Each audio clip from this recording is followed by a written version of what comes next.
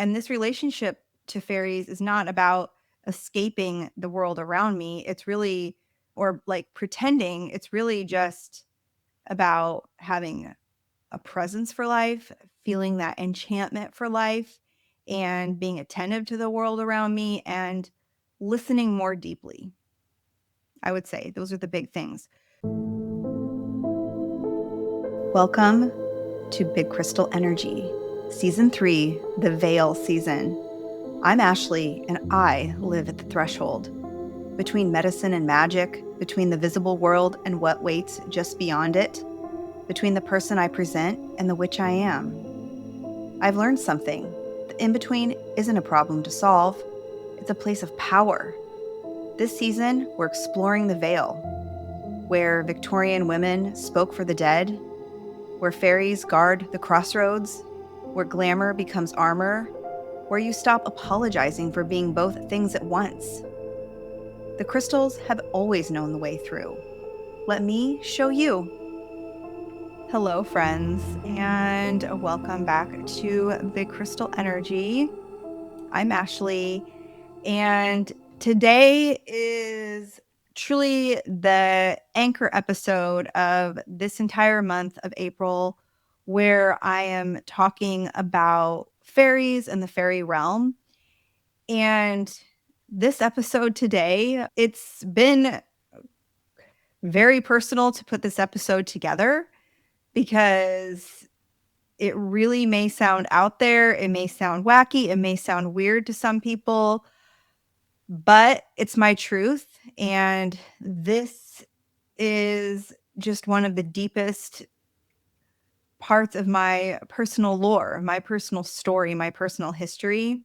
And the things that enchanted us earliest in our lives are often the clues to who we really are. And so this episode is really sharing with you all how the fairies led me back to myself. Unfortunately, I'm still coming off of this trip to Asia. We had a 16-hour time difference, and we just got home on Thursday, and now it's Sunday, and we are still totally dysregulated. And I wanted to have a beautiful outfit to wear for this episode, but unfortunately, I couldn't pull it together. I had all this cool stuff that I wanted to show on this episode, but unfortunately, it was just too much for me to try to put it all, like all my visuals together. But I will plan to take pictures of the things that I'm sharing with you guys and put it on my social so that you can at least see when this episode comes out, like these specific things that I'm talking about. This is really one of the most personal episodes that I'll probably ever share on this podcast.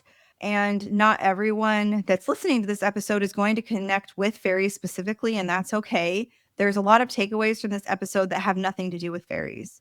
They just have to do with you and realizing that everyone has something that calls to them on a soul level. And maybe this episode will help you realize what that is for you. For me, that thing that has always called me back on a soul level is the fairy realm. And as a 44-year-old woman sitting in front of a camera, talking into the ethers, that I know sounds probably really weird to a lot of people, but there's also a lot of people that get it. And I'm going to get into all of it in this episode. Fairies and the fairy realm, it's not just something that's like been an interest of mine. It's really something that has shaped my entire inner world and has really drawn me back to myself over the years. This is something that's been going on my whole life. There's probably a few people in my world that know about this connection I've had all my life, but probably most people don't even know this about me. And this relationship to fairies is not about escaping the world around me. It's really, or like pretending, it's really just about having a presence for life, feeling that enchantment for life, and being attentive to the world around me and listening more deeply. I would say those are the big things. So just right before I hit record, I have this deck called the Fairies Oracle, which I've had this deck for about, well, let's see, it's 2026. So I've had this deck for almost 26 years. It's the oldest deck that I have. It is my most meaningful deck, and it is stunning.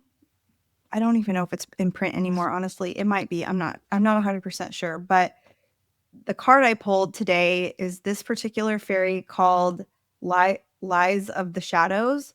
And I thought it was really interesting that I pulled this card. I wouldn't necessarily call talking about fairies my shadow self, but maybe it is. It's something that I have tended to hide in the shadows for a super long time, because it just feels at times awkward to even talk about it, especially as an adult woman who has kids, has a regular job. But I mean, this is my truth, and this is what I believe, and this is what is true for me in my life, in my world. So this is where it all comes from. So lies of the shadows, like we're coming out of the shadows and we're going to tell our truth today. Okay. So it really started when I was a kid. I grew up an only child. My parents got divorced when I was 6. So I would spend part of the week with my mom and part of the week with my dad, which means I was often alone. I was often in my head a lot, and that's okay. I can honestly say I'm an only child that never really felt lonely, and I don't ever remember desiring for a sibling. I would have to confirm that with my parents, but I don't recall ever saying, like, I want a brother or sister. It just never seemed like something I needed. I liked being alone. It never bothered me. I had my cousins that I was very close with, Courtney and Emily. Hi, shout out to them. They were pretty close in age to me. They were a little bit younger. And we spent a lot of time together over at my grandma's house, my dad's mom's house. We didn't go to the same school, but my aunt or my grandma would often pick me up after school, especially when I was in elementary school. And we would go to grandma's house, and we'd be over there every day after school until I went home at night. And then I would be with my parents, whoever's houses I was going to at the time. Okay. And that has nothing to do with the fairies. But in the summer, every summer, my grandparents on my mom's side, my grandma Beverly and my grandpa Daryl, okay, now we're talking about my mom's side. My grandparents had this cabin in Minnesota on a lake called Man Trap Lake. Isn't that cool? And it was outside of a town called Park Rapids, Minnesota. So if you're from Minnesota, I don't know if you've ever heard of Park Rapids. It's a very small town. I haven't been back there since the late 90s. But this cabin on this lake, it just felt, I mean, I can think back, like, it just felt enchanted. It felt magical. My grandma Beverly, she was such an amazing person. She was always down to take me and my friend or whoever was with me on walks. We would walk through the forest. We would look for mushrooms. There was always so many cool mushrooms.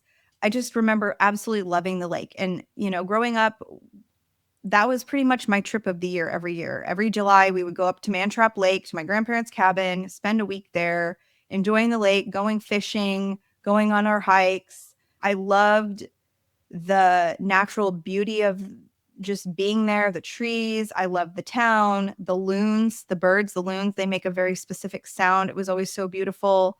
And it just felt it was so alive there. And I think at the time, when I was younger, you can't really appreciate things as much until you look back on it when you're older. So, one of the things that really got me was my parents, this is prior to them being divorced, in the early 80s, had bought my grandfather a book called The Gnomes book. It's a very famous book, and I'm going to put a post of it on my social media because probably a lot of people are familiar with this particular book. And it was a book that had pictures of the gnomes, and it talked about them like in all different ways. Like, it showed them like out in the forest, it showed them in different parts of the world and how they would present themselves in different parts of the world. And it showed like their homes and how they lived and how they had children and how old they lived to be and what other creatures were that lived in the forest. I remember the snot gurgles and all the things. And I just was obsessed with this book. I would just pore over the pages, looking at the pictures, really wondering, like, are gnomes real? Like, they must be real. And so I would spend so much time looking at that book, and I just always felt like there was more to them. And at the time, I didn't really realize that gnomes were considered a part of the fairy realm. I didn't realize they were more like an earth fairy. I just thought I love gnomes, and I've always loved gnomes. Always, always, always loved gnomes. And my grandparents, when I would go up to the cabin, they would have these little yard gnomes, like a few of them. It wasn't gaudy or anything. They would have these gnomes that they would move around on their property. So every summer when I would come to visit, I would have to go search around the property and find the little gnomes. And I just loved going up there and having that excitement of like, where did my grandma move the little gnomes? And she had lots of stuff in the cabin that she would move around. And I would go and find all these little characters and things that she would hide for me every year. So that was always super fun. And when they when they sold the cabin in the late 90s, my grandfather got sick. He had multiple myeloma, and they lived, their main house was in Nebraska, and then they had the cabin in Minnesota. And, they would go up for the whole summer, my grandparents would, and it just became too much. My grandfather was, he was weak and he had his treatments. And so for them to try to maintain this cabin that was so far from their main home and so far from his care, it just became too much. So they ended up selling the cabin. And so I was able, they did keep they did keep their gnomes, and then they just moved their gnomes to their property in Nebraska. Fortunately, over the years, there was one gnome, one cement painted gnome, it's like a cement gnome, but it was painted, and it's like sleeping on its side, and it's so cute. And I've been able to continue to have that gnome with me most of my adult life. So I have it now, and it's out in my backyard. I'll take a picture of this gnome and I'll post it, because it's like, there's certain things that we have in our lives that are so meaningful to us, and they have no monetary value, but they have such a nostalgic value to us. And that gnome is definitely the thing for me. So the gnomes are often associated with more of a European folklore, kind of like with the earth spirits, guardians of the land, caves, soil, hidden treasure. And like I said, I didn't know that language when I was a kid, but I was already responding to that energy of what I was seeing in that book. And looking back, it really does make sense that that was my first doorway into the fairy realm, which came through those earth-based beings. Okay. So, and this kind of also just really being in love with those earthy qualities really foreshadows my love of crystals and stones and earth magic. And to me, the earth always felt just so inhabited. It never felt like empty. So yeah, like, they had to sell their cabin in the late 90s. The cabin was gone, and I remember that feeling so devastating that they had to sell the cabin. And unfortunately, no one in my family could either afford to take it over, or, it just logistically, it was too far away from where everybody lived to make it worthwhile, because you'd have to like completely close the cabin down in the winter because of the harsh weather. So it was just such a huge process to open and close the cabin every year that it was really hard for anyone to take it over. But that energy, that spirit, that enchantment has always stayed with me. And it's just like this way that I can always reflect. Like, there's this connection, the spiritual connection, that really outlives that place where it first began, right? That connection is still there, but the particular place is not within the family anymore. Now, it is a true dream of mine to take a trip to Minnesota and go back to Mantrap Lake and look at that and check out that cabin. Maybe someone is staying there. Maybe we could take a tour of it. I just would love to maybe stay at a resort on that lake, just to feel the energy of that lake, to be there again, because I know that like it felt so massive when I was younger, and I just wonder if it would feel that huge now. Now, another thing that I can think about with gnomes, and I'm going to move past gnomes eventually, but when I was a kid, there was I'm a child of the 80s and 90s, so I watched a lot of Nickelodeon when I was a kid, and there was this cartoon on Nickelodeon called David the Gnome, and I was obsessed because it was based off of the Gnomes book that I grew up loving. And I can still sing the intro song to that show today, and my husband is always just like, "What the hell is this?" And I'm like, "It is like the best cartoon of all time. Get with the program." Now, as I was putting this episode together, I did kind of forget one critical element of the whole fairy thing. So, when I was a child, I feel that I had my first true fairy encounter when I was a kid. So, I grew up in this town of Fremont, Nebraska.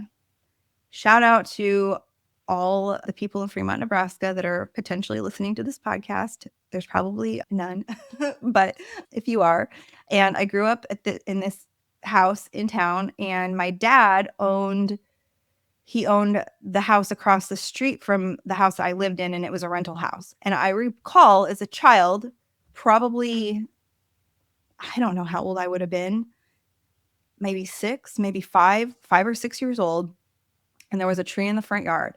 And I, clear as day, can remember there was this creature that was literally crawling out of the bark of that tree. And I remember thinking to myself, like, this is an otherworldly creature. This is not just some sort of insect. This is not some sort of like rodent. It was something otherworldly. And the kids I was with, they were like poking at it with a stick and stuff. And so I feel like looking back, that was my true first fairy encounter. But, I have no way to prove that. I mean, maybe it was just a figment of my imagination over the years. But as children, we are often so much more open and receptive to experiencing these things. And then as we get older, you know, we are we get caught up in life in the world and we become far less receptive. But I think sometimes people have encounters when they're younger, and as they get older, they recall those things and they're like, "Oh yeah, I think that's what that was." And I do believe truthfully that that's what that was for me. I don't remember the name of the kids that I was hanging out with at the time, so I have no way to confirm with them. So whether or not it doesn't really matter because that's what's true for me in my heart and my memory, right? So that all happened when I was younger. And then the cabin sold in the late 90s. And then I went to college in 2000. I graduated high school in 2000. So I think the cabin was sold in probably 1998 or 99. And then I went to college in 2000. So there wasn't like this big break between having time at that cabin and then going to college. I went to the University of Kansas, and this campus, if you're familiar with it, is beautiful. It's like a true college experience. The big old buildings, the cobblestone. I mean, it just felt like an enchanted place. And so I was so excited to go there. It really felt alive. It felt magical. And I felt that energy like from the first time I visited the campus. I knew that I had to go there. I didn't know why. I always knew growing up that I was not meant to live in Nebraska all of my life. I knew that the first step for me would be to go to college out of state because I always felt like if I could get at least across state lines, then I would never have to move back to the Midwest. I always felt like my life was meant for more than the Midwest. Now, granted, my college was only 3.5 hours from home, but it was technically out of state. And I was first learning, I was first living on my own. I was experiencing independence for the first time. And everything really aligned perfectly because my college roommate, in my dorms, we got assigned to a roommate, and her name was Stephanie, and she's been on the podcast in the past. She really was a conduit for me to kind of have this true spiritual awakening that I had in my freshman year of college. I didn't expect that to happen, but she was someone who was very intuitive and very connected and just a incredibly magical person. Like this, if they say like old soul, like she was definitely like this old soul from the get-go. And I had never really been around anyone like that before. And she was very spiritual, and she started connecting with the Hare Krishnas that were on campus. And she eventually continued that life. And her story is amazing. And I should link that episode in the show notes because it was such an integral part. Like that was such a huge part of, I think, our lives, that dorm, that freshman year, meeting each other, being around each other, who we were like very open and receptive to all of these things of the world, right? And she never made me feel weird for having the feelings and experiences that I was having. And I think that was very freeing because I always thought like, okay, well, if I would say these things about the things that I was experiencing and the things that I was learning to the people that I knew in Nebraska, they would think that I had gone off the deep end. And maybe they still think I've gone off the deep end, but it is what it is. So, yeah, I was independent. I became vegetarian. I felt like this was the first time in my life where I could truly make choices over what I was eating, how I was spending my time, what I was doing with my time. And it really opened me up to have this experience. And first off, in the early part of my freshman year, I had made these new friends. We had decided to go to this Renaissance festival. They have this huge Renaissance festival in Kansas City. And I decided that for whatever reason, I can't truly remember what triggered this, I wanted to get some fairy wings. And so I found these little like gauzy, they were made out of like this gauzy material and they were green and yellow. Oh my gosh, I probably have them somewhere, but I don't know where they are.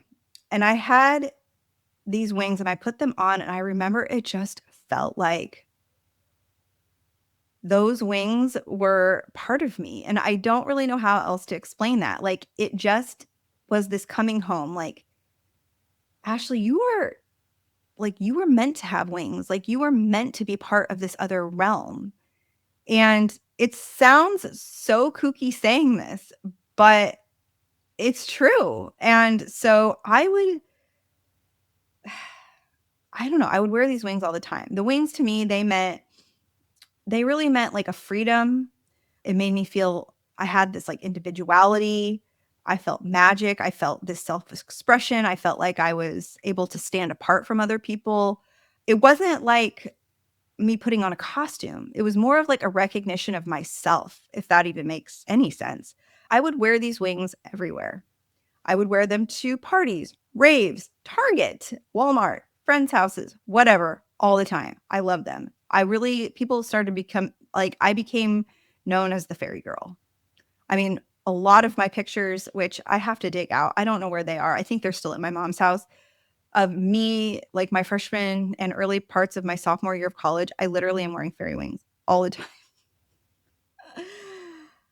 But no one ever made me feel weird about it. I think people appreciated the whimsy. I think they appreciated my willingness to just be fully myself.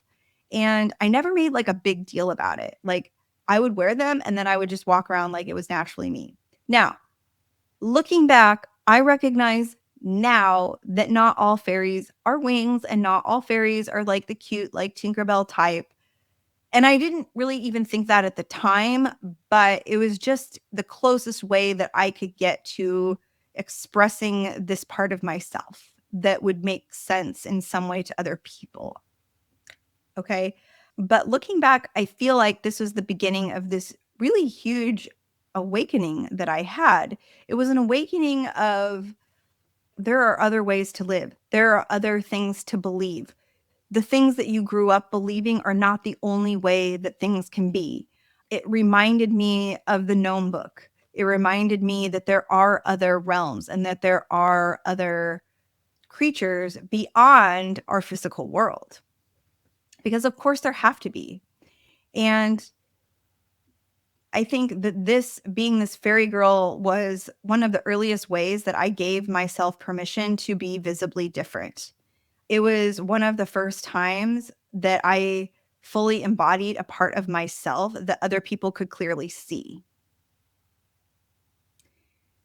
And so at that point, it wasn't me just like having my oracle deck and privately like poring over the pages of this oracle deck and the pages of these other things that I'm going to be talking about. It was me like embodying what I was experiencing and then sharing it with others. Now, in folklore, fairy encounters often happen at times of threshold and transition. So college was just like, especially like my first 1 or 2 years, it was a very liminal space. I was no longer a child living with my parents, but I wasn't fully an adult because I was only 18, 19 years old. And this is where the fairy lore often lives, right? Like it lives when you're very young and you haven't been like the whole world hasn't put all its impressions upon you yet. And then also at this liminal stage where I was very impressionable and I was very open and I was very receptive. And the fairy realm is often very much tied to liminal spaces such as forest edges, twilights, crossroads, thresholds, moments of becoming. And I really think that my college years was part of that. There was like this little forested area. I would walk across this bridge, and my roommate and I, we would go to this little forested area that was like across the road from where the college dorms was. And we would just like be out there in the forest and like experiencing nature. And my friend, my roommate, Stephanie, her parents had this cabin in, I think it was Missouri, like out. And we went, several times and experienced this cabin and experienced nature. And that was very eye-opening as well. And as my obsession with this whole fairy thing grew, I moved beyond the little gauzy fairy wings that I bought at the Ren Fest, and I started making my own wings, which in the background are two of my wings that I made. I would go to the store and I would make the wings out of feathers and poster board and glue. And I also had this coat that I bought from Urban Outfitters my freshman year of college at Christmas time. And I remember going into Urban Outfitters right before Christmas break and I saw this sweater. It was like this long black sweater coat. And it had this like pink purple furry trim around the wrists and like around the hood. And at Christmas, I went home, and at Christmas time, I received enough money that I could go back and buy that sweater coat, and they still had it when I went back after Christmas break. And it was like literally like putting on that sweater coat. I was like putting on a magical cloak, and I called it my fairy coat because I felt like this otherworldly power when I put on that sweater coat. And I don't know. I think that that's the magic of clothes and of fashion. It truly transforms us. And that was the first time that I had ever experienced a piece of clothing causing such a transformation for me. And I still have that sweater coat. I had some pictures done not too long ago where I was wearing that sweater coat. It just feels different now. I put it on and it's so old and it's not in the best shape anymore, but it holds that magic. It holds the memory of that time. And it it was just so interesting, like having that jacket. I would wear that thing all the time. It would be freezing cold outside. I mean, this is just like a sweater coat. It was not a thick coat, and I would wear like layers of like other black things underneath it, and then I would put my sweater coat on just so that I could have that sweater coat. And I would wear these like black like knee-high boots, and oh my gosh, like I was like doing my thing, and I just look back on that time so fondly. I really do. Now, during this time, I also discovered Brian Froud. Brian Froud, he as an illustrator, as an artist, really means so much to me. He's the one that I found him because he was the one that created the Fairies Oracle, and his artwork and his descriptions of the fairies was like, it really brought me into that realm. Like here we go. Here's a gnome. And, this one is honesty. And I just remember I always loved all of these creatures, with their wings. And I would just pour over these cards. I would just literally pour over these cards, and I would think to myself, like, wow, fairies come in so many forms, right? And so finding that was huge and pivotal. At that time, as I was becoming more and more interested in fairies, the options for getting information and for learning about them was so limited. I mean, we had Barnes and Noble. There was another couple little bookshops in my college town, but they didn't have much. And, the internet was not like it is now back in 2000. I mean, you couldn't get as much information as you can now. And I remember having the Faeries Oracle, and then I also got 2 other books by Brian Froud. One is called Faeries, and then another one is called that's very famous, called Good Fairies, Bad Fairies. And I just pored over those books and the imagery and the words. And I remember spending so much time like writing about fairies and meditating on these cards and writing in my journal about these cards. And at that time, I just started collecting a lot of things that felt very tied to the fairy realm, such as like books, jewelry, clothing, whatever I could. Like anything that was fairy related, I wanted it. Like if there was a shirt that had a fairy on it, I was going to get it. If there was a necklace that had a fairy on it, that was going to be for me. And it just kind of went from there. And Brian Froud's artwork, it really felt important to me because it portrayed fairies as complex beings. They weren't just like little Tinkerbells that were floating around. Like fairies could take on all these different forms, and they weren't always just like these beautiful little cutesy creatures. Like they could be terrifying. They could cause harm. They could be just like a ball of light. They could be so many different things. And to me, that really made sense. And of course, it still makes sense.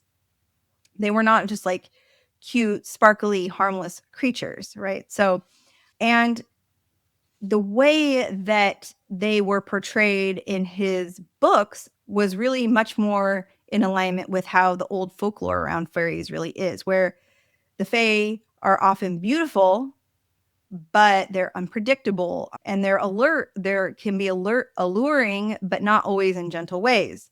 And the traditional lore around fairies often treats the fae as beings connected to beauty, mystery, mischief, reciprocity, respect. And that may be a big reason why this work hit me so deeply, because it felt ancient, it felt textured, it felt alive. And I felt like, I don't know, it just felt like something I could really connect to. Now, there was a guy in my dorm my freshman year, and I don't know. I don't remember spending much time with this person other than maybe a couple times hanging out, but he knew of my fascination with the fairies, and he was like, "Oh, come up to my room. I have a book for you." So I went up to his dorm, and he up in the top of his closet, he pulled out this book, which I will show you. And it was called The Fairy Folk by Edwin McCoy. No, Edane McCoy. And it includes a dictionary of 230 fairies. And, I wish I have it all marked up and highlighted and all these things.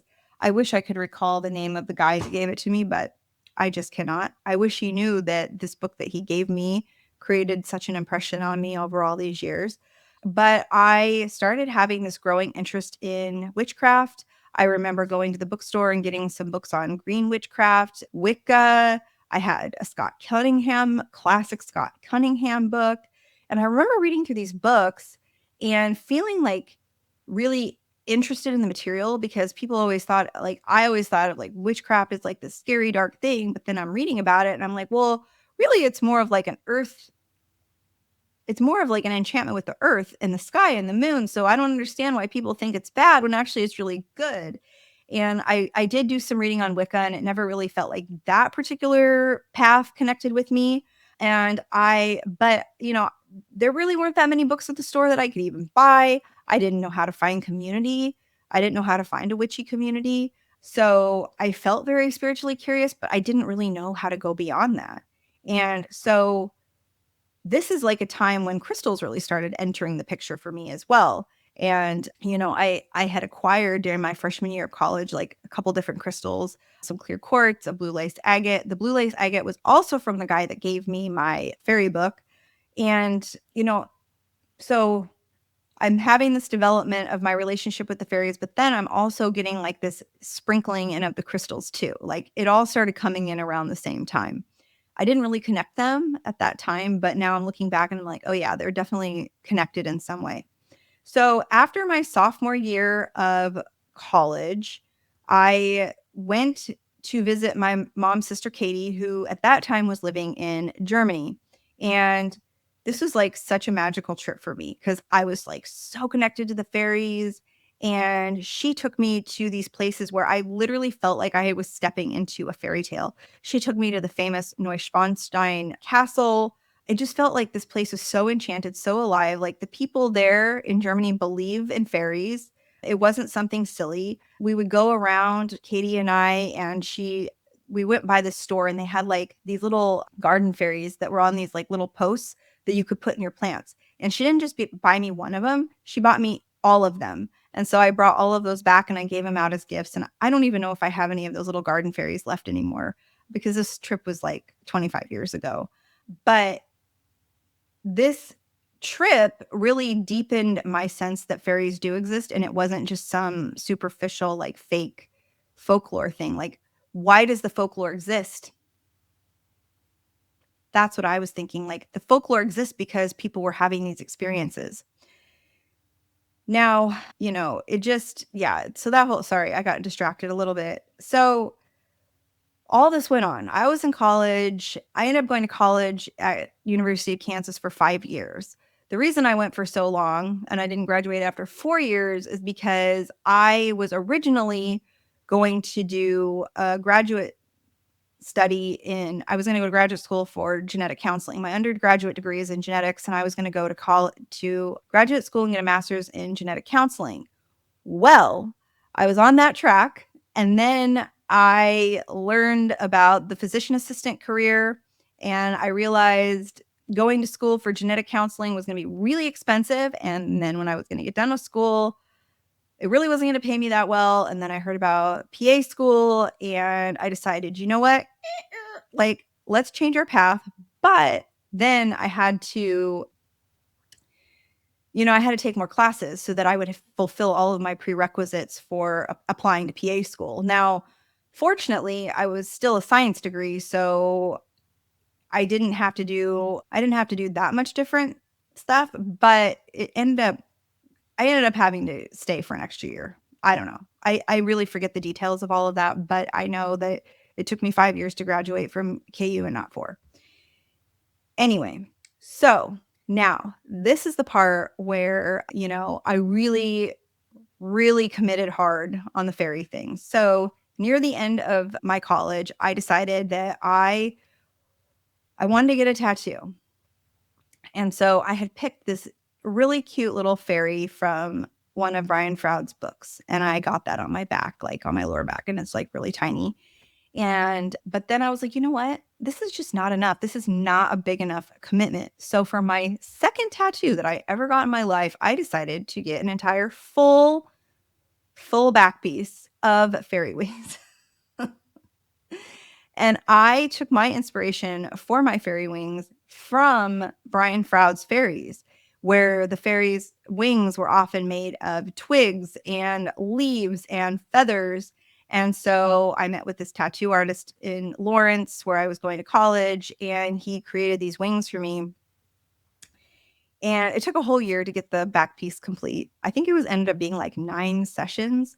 I didn't have any money, so I couldn't do like massively long sessions at a time because I just couldn't afford it. So ended up being like 9 sessions, and they got completed in, I think I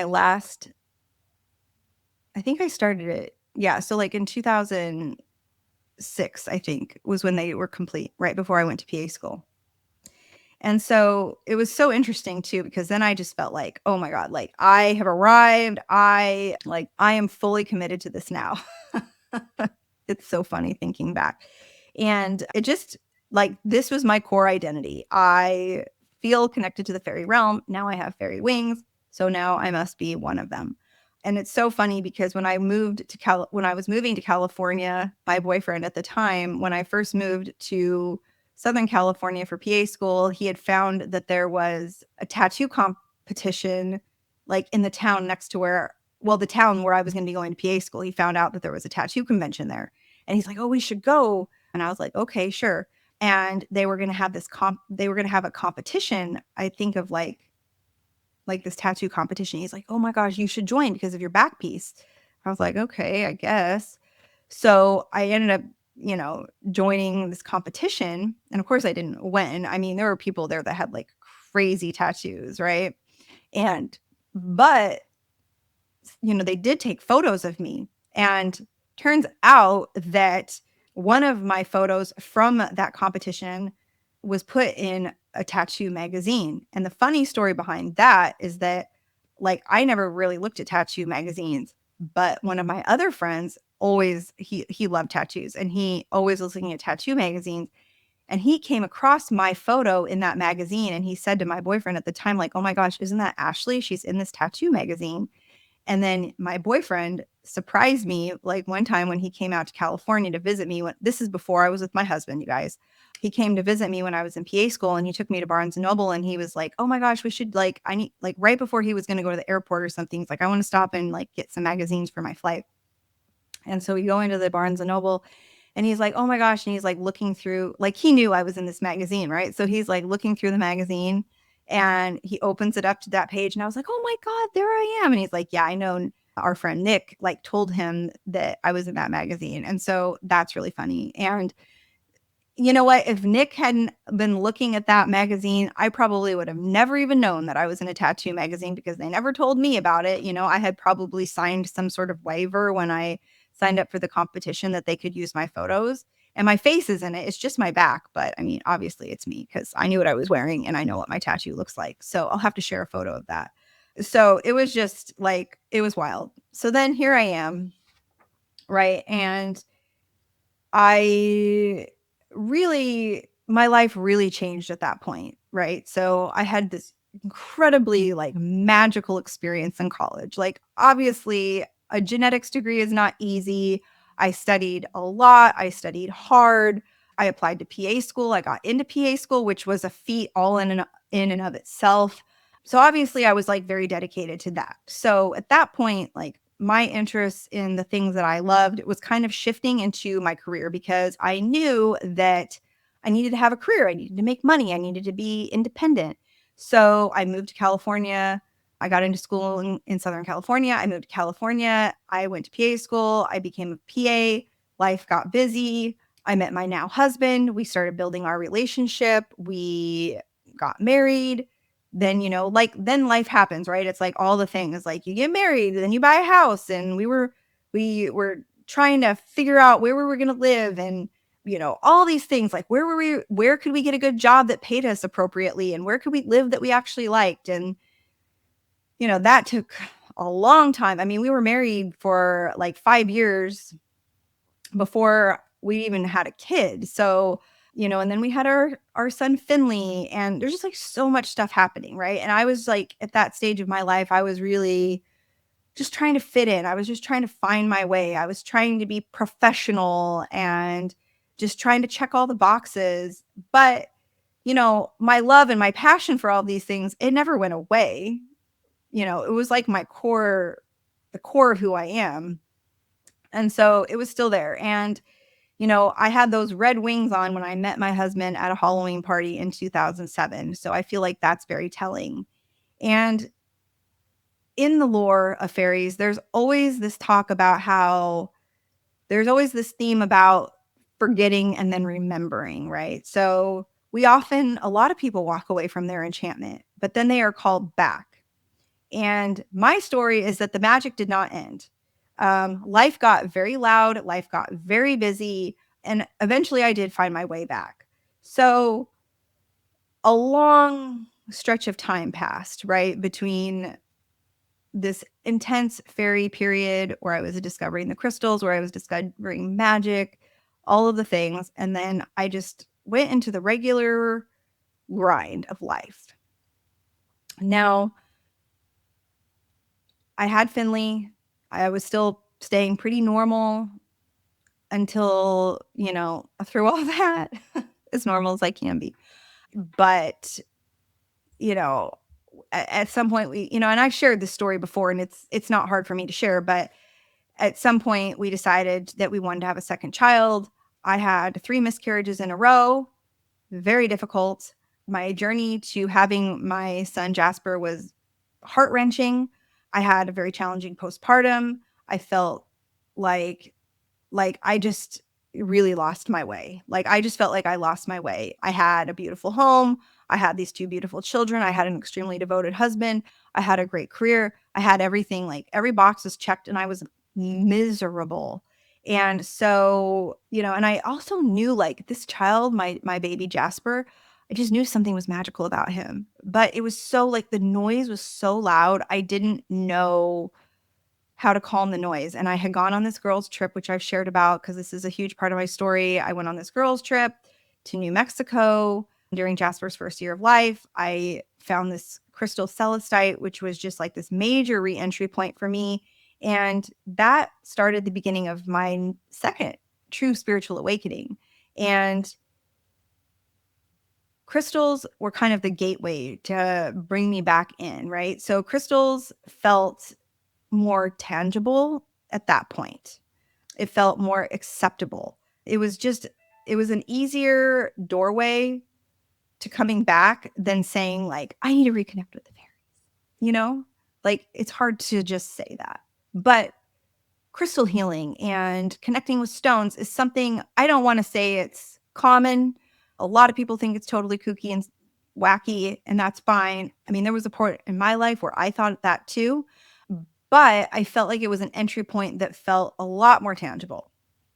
And so I started reconnecting with the few stones that I had, the blue lace agate and the clear quartz that I got in college.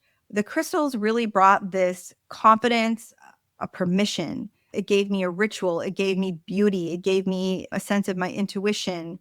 And it really gave me this like big energy to start reconnecting with all the things that I love.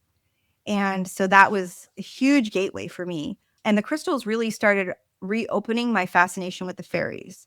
And this is like a foundational part of my big crystal energy story because the crystals, they gave me that big energy to start feeling confident and excited about my life again.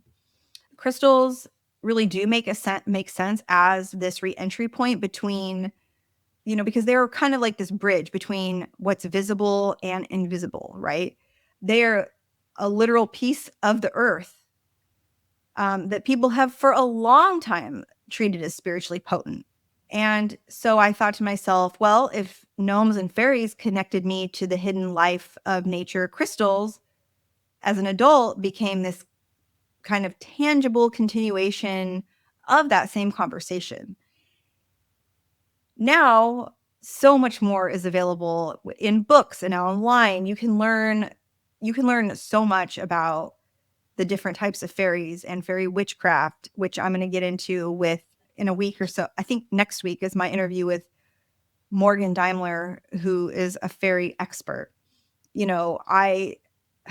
I just started experiencing this need to start learning about the fairies and reconnecting with them again, as I spent a lot of time during the spiritual awakening very focused on the crystals, but now it's like it's really starting, like the crystals are there, of course, but like now it's time for the fairies, my connection with them to really be present. I decided it's been 2 years now. I hadn't gotten a tattoo since my huge back piece in like over 20 some years. So I decided to get a new fairy tattoo from Brian Froud in Kansas City a couple years ago. I feel my connection is not fading. It's really just like deepening and maturing. And they are still kind of connecting. The fairies, I think, are really still connecting me to my deepest why. Why am I here? This current fairy series that I'm doing, it feels personal, not just because these are things that I'm researching, but because it's really rooted in memory. It's rooted in my identity, and it's rooted in my spiritual return. So last year, I had this session with this woman named Jessica Rachel. She does like channeling, she speaks with spirit guides. And during this reading, she was talking to me, like she was telling me what spirit guides had said to me. And at one point, she said to me that at one point in one of my past lives, that I had spent a significant amount of time in the fairy realm. Now, There is literally no way that she could have known that I felt that way about myself. Like, there's no way she could have known that about me because, I mean, this woman has kids of her own. She has her business. Like, she would have to spend so much time and energy deep diving to know anything like that about me. So I felt like it was very genuine when she said that. And I was like, oh my gosh, that really makes sense. And so that was really very affirming for me. Now, I'm not suggesting that you need to believe this. Maybe what I'm talking about sounds totally out of this world to you. And maybe I sound, I don't know. Maybe this just sounds like, Ashley, what? That's fine. You can believe whatever you want to believe. But what she told me really resonated profoundly because it matched something inside me that I have always known. Okay. So, what do the fairies mean to me now at this stage of life? Well, it's my personal lore, it's my story. It's been with me as long as I can remember. It's been one of the deepest spiritual through lines throughout my entire life. People that have known me for a long time do know this about me. People that have been in my life for maybe not as long may not, because that's not necessarily something that I had been talking about that much in the recent past. Well, maybe in the last 2 years, but not before that. I have had 2 experiences in my life where I am quite certain that I have seen fairies with my own eyes. Fairies guide me towards like being present. They help me notice the small, beautiful things in life. They help me stay connected to the earth, the sky, the water, just all of the elements. They help me stay connected to childhood wonder and childlike spirit. They remind me that there is way more beyond than the visible world. They teach me to trust what's true to me, my intuition, even if it sounds odd to other people. Okay? Because there are a lot of things that other people do that I think are totally odd that most people probably think is normal. So, yeah. Now, if you are listening to this episode and you're like, okay, I don't believe in any of this fairy stuff, that's fine. You don't have to. I am not sharing the story to try to get you to become a believer. I'm sharing the story because this is what has happened in my life. And, now I only expect my connection to get stronger, especially because there's so much more information available. I mean, there's some really cool documentaries that I watched on YouTube. There's so many books, there's podcasts, like there's so much about fairies that you can learn about. And if you are interested in fairies at all, you are going to love the interview that I did with Morgan Daimler. They are so knowledgeable about this topic. Gonna love it. I love them so much. I was so honored that they would come on my show. And yeah, so if you're not into fairies, this is not only about fairies, this episode. This episode is for you to think about what is it in your life that gives you big crystal energy. And big crystal energy, and I've talked about this before, the way that I think about big crystal energy is like that energy when you see a giant crystal or a big crystal ball, you're just like, whoa, that thing is cool. That thing is powerful. That's got to have a lot of energy to it. And that is what I mean. Like, what is your big energy for your life? What gets you lit up? What makes you feel excited? What makes you feel enchanted? What fascinates you and is something that's always in your mind that never really leaves? What did you love before you started caring about what other people thought of you? What is it? Did you love art? Did you love music? Are you a crystal lover? Did you always love the ocean or the forest or books or dancing or dressing fabulously or traveling, meditation, spell work? Like, what is something about you that's unique to you that keeps you interested? This is my story. This is what is true to me. But at the end of the day, there has to be something that's true to you.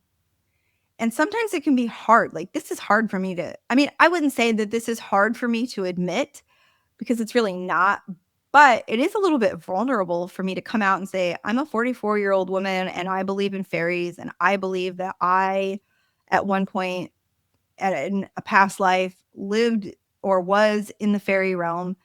And I have fairy wings on my back. I believe in gnomes and I have gnomes. I mean, I admit, like, if I would hear someone else say that, I might think they're kind of wacky too, but this is what is proven to be true for me in my life. And I'm not saying that you have to have something in your life that's like necessarily on the same level or realm of what I'm talking about here, but for most people, there's something that really lights us up that we get really excited about when we talk about. And that could be the thing that gives you that big crystal energy. And, fairies and crystals, they both give me big crystal energy. And talking about witchy things, and like, there's so many things at this point that give me big crystal energy, but I felt like now it being spring, we're going into, this new season. For me, I feel like spring is really kind of that liminal time where we're going from when things are dark and cold in the winter and things are starting to open up. And it's this liminal time of going from things being asleep to things being awake. And it's the perfect threshold for us to feel that fairy enchantment. And so, maybe you do believe in fairies, maybe you don't, but just take a walk outside and notice the beauty of the flowers blooming, or notice the beauty of, the smell of freshly cut grass. I mean, things like that. You don't necessarily have to step outside and say, well, I want to see a fairy today. I mean, because likely that's just not going to happen. You have to be very, very open and receptive and believing for that to happen. It's probably not just going to happen to anyone. And maybe you've seen a fairy in your life and you just didn't know that that's what it was. Maybe you've seen something that was just like, you know what? That, whatever that was that I saw, it looked otherworldly. That wasn't a bat. It looked kind of like a bat, but it wasn't. Or maybe you saw something that wasn't winged. Not all fairies have wings. For example, gnomes, they don't have wings. There's fairies of all elements, of the earth, of the sky, of the water, of the fire, spirit of the sky. So they come in all different forms. And so maybe you've seen one, maybe you haven't. And, if you are interested in fairies, I would love to chat with you about it. I'm always trying to find other fairy believers. I feel like in my world, I'm the only one, and sometimes it's not that fun to talk to myself all the time. So if this is something that interests you, please reach out. I'm happy to get kooky with you, to go down the rabbit hole, and get into all the things. But yeah, so on my Instagram, I would love to share pictures of the gnome book that I loved when I was a kid, my fairy books, my fairy oracle deck. I'll post some pictures of some of my favorite cards from that deck. Just, oh yeah, my gnome that I have outside, my little cement gnome from my grandparents' cabin. Just little things that I can find. As you can see here in the background, I have some of my old fairy wings that I used to wear. They're very fragile and probably wouldn't be a good idea for me to try to wear those now. They'd probably disintegrate. So instead, they make wall art. Yeah, you guys. So yeah, that's my story. And I'm sticking to it. And, I don't know, guys. I don't know. I'm just rambling at this point. I'm sleep deprived, and I did not see any fairies in Japan or the Philippines that I know of. Anyway, okay, guys. So enjoy the rest of this month. I have, at this point, the plan is that I have this episode, and then next Friday's big episode is going to be with Morgan Daimler, talking all about fairies and their research and and the folklore. And then I have an episode called Good Fairies, Bad Fairies, and basically everything in between, where I talk about the different types of fairies. And then let's see here. I'm trying to look at my thing here. Oh, and then at the end of the month, I have my episode on Beltane, which is like my Beltane is also May Day. So, which is also a very highly fairy active time. So I will share about that as well. But this is enough for one day. I've got to get my kids fed and I got to go frolic with the fairies in my backyard. And I hope you all have a beautiful day. And yes, bye. Thank you so much for spending this time at the threshold with me. If you want to go deeper, follow me on Instagram at mystical.mama.ash, where I share daily crystal magic and behind the scenes of this liminal life. You can also find resources, previous episodes, and ways to work with me at bigcrystalenergy.com. We're also on YouTube at Big Crystal Energy Podcast. And if this episode resonated with you, please rate it and review it and share it with a friend that you think would connect with it. It would mean so much to me and helping build this beautiful community of other magical friends and crystal workers. Thank you so much. Until next time, bye.